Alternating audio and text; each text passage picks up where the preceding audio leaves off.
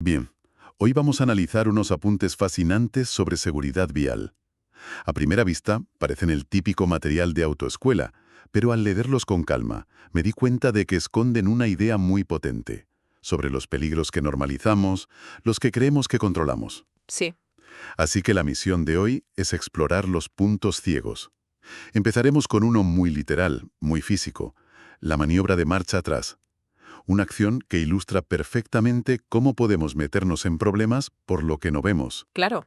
Y luego usaremos esa idea como trampolín para saltar al punto ciego más grande y peligroso de todos, el que llevamos dentro de nuestra propia cabeza. Nuestro propio cansancio. Me parece un enfoque perfecto, porque en el fondo de eso va la seguridad vial, de gestionar lo que no es evidente. Exacto. Y los documentos que tenemos delante demuestran que el mayor peligro no suele ser una curva cerrada o un conductor agresivo, sino la degradación silenciosa de nuestras propias capacidades. Pues empecemos por lo físico, por esa maniobra que hacemos casi a diario. Dar marcha atrás. Los apuntes son muy tajantes. En la vía pública está prohibida, salvo para estacionar o como complemento de otra maniobra. Y la razón que dan es la visibilidad. Pero, a ver, hoy en día con las cámaras traseras, los sensores, ¿sigue siendo un problema tan grande? Ese es un punto clave. La tecnología ayuda, sin duda, pero puede crear una falsa sensación de seguridad.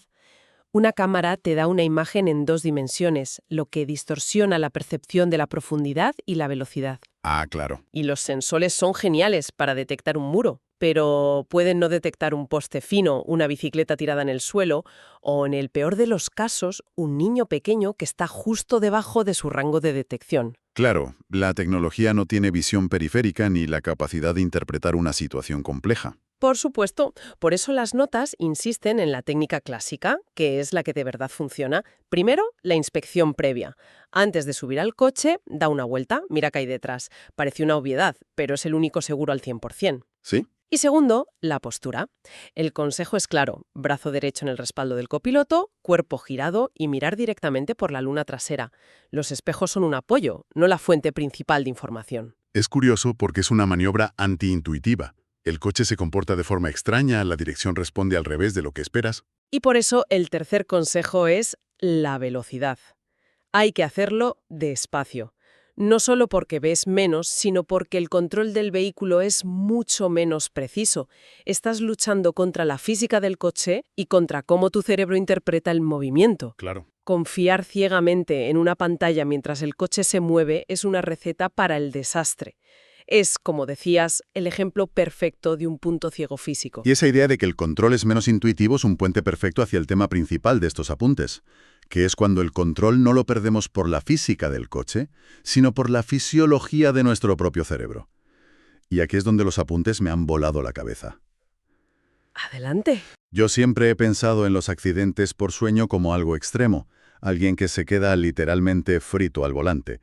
Pero las cifras que dan aquí dicen otra cosa. Hablan de que entre el 15 y el 30% del total de los accidentes de tráfico están ligados al sueño. Es una barbaridad. Hasta 1 de cada 3.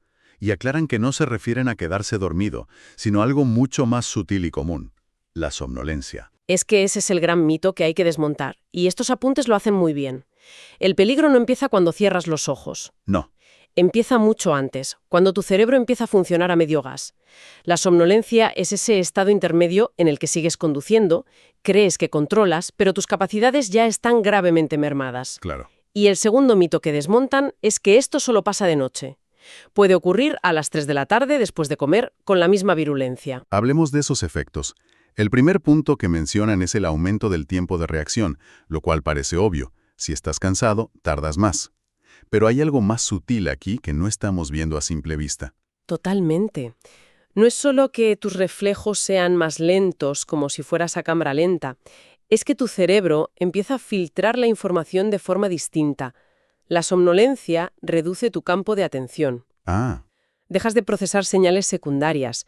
En una autopista monótona, por ejemplo, tu cerebro se desconecta de las tareas de supervisión y se centra solo en mantener el coche recto. vale. Si de repente el coche de delante frena bruscamente, el tiempo que tardas en darte cuenta de que algo ha cambiado, procesarlo y reaccionar se dispara.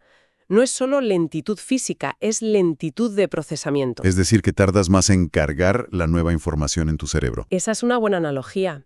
Y afecta también a la toma de decisiones. Tienes que decidir si frenas, si esquivas.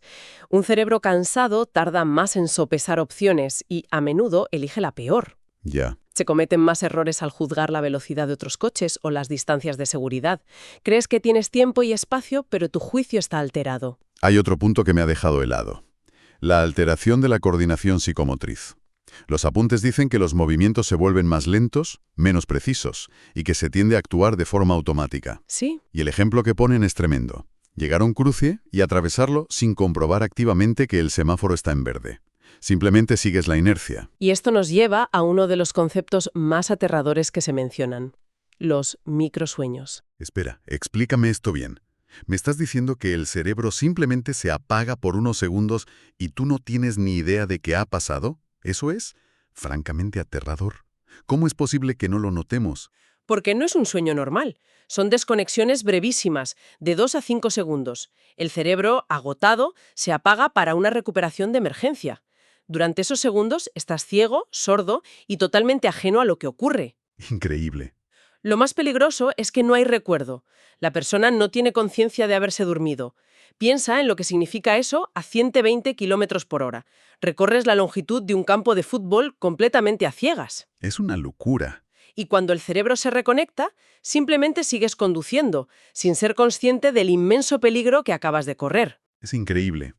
Y a todo esto se suma que la propia percepción del entorno se degrada.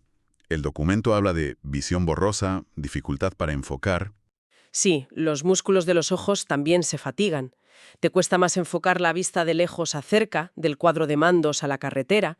Y luego está el comportamiento. Esto es muy interesante. A ver, Una persona con sueño puede volverse más irritable, más hostil con otros conductores o caer en una paradoja muy peligrosa, aceptar más riesgos. ¿cómo que aceptar más riesgos? Si estás cansado, lo lógico sería ir con más cuidado, ¿no?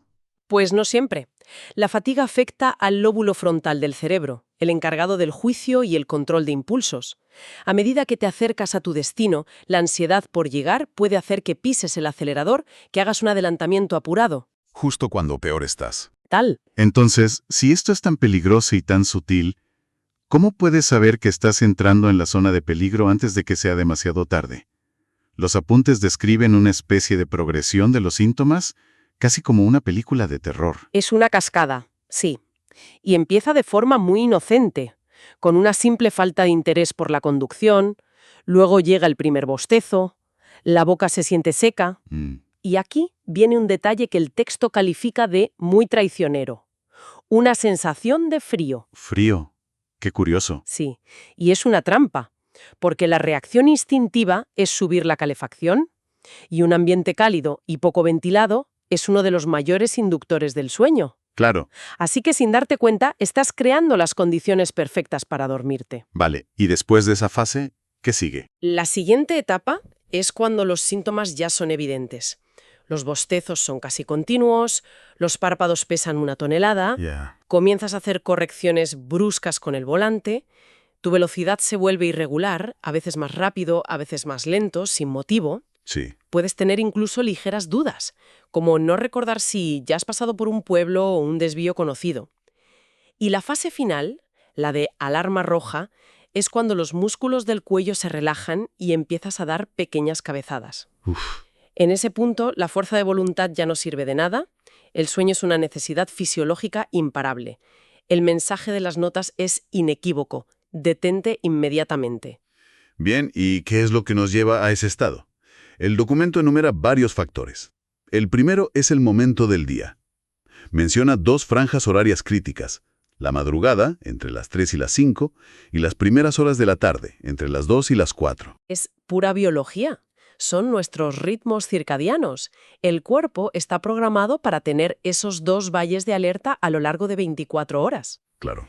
Conducir en esos periodos, especialmente si has dormido poco o has tenido una comida copiosa, es luchar directamente contra tu propia fisiología. Tienes todas las de perder. Luego está la deuda de sueño. Me parece un concepto muy gráfico.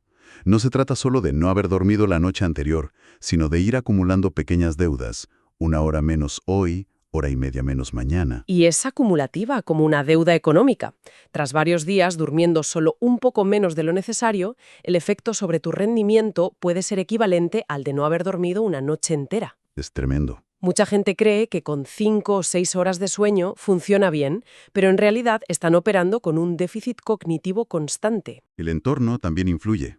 El texto habla del tránsito monótono, una autopista recta, con poco tráfico, de noche. Es una invitación al sueño.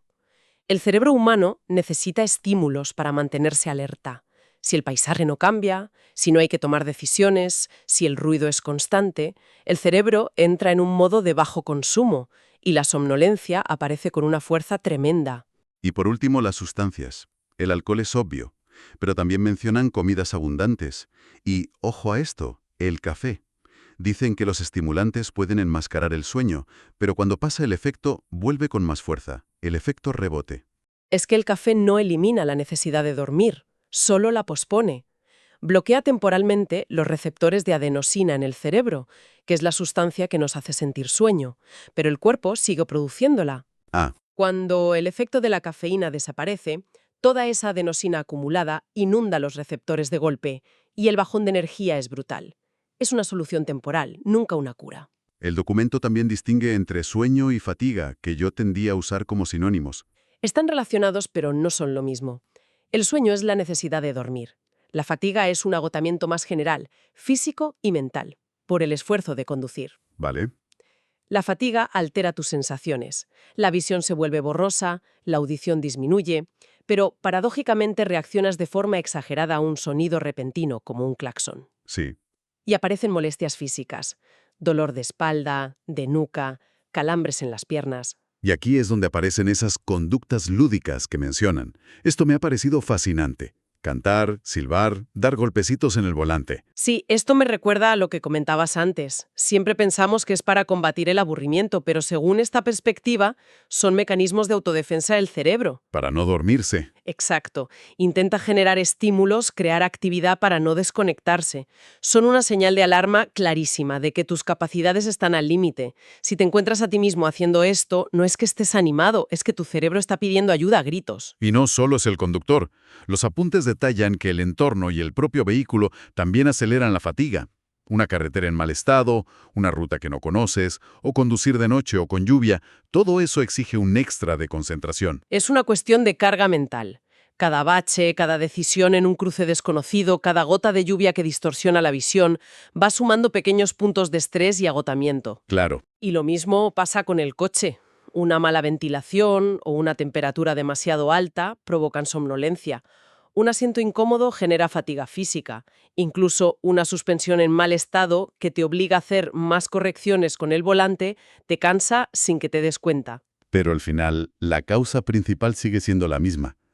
¿Conducir demasiado tiempo sin parar? La recomendación es cristalina. Parar entre 20 y 30 minutos cada 2 horas o cada 200 kilómetros. Es una regla de oro.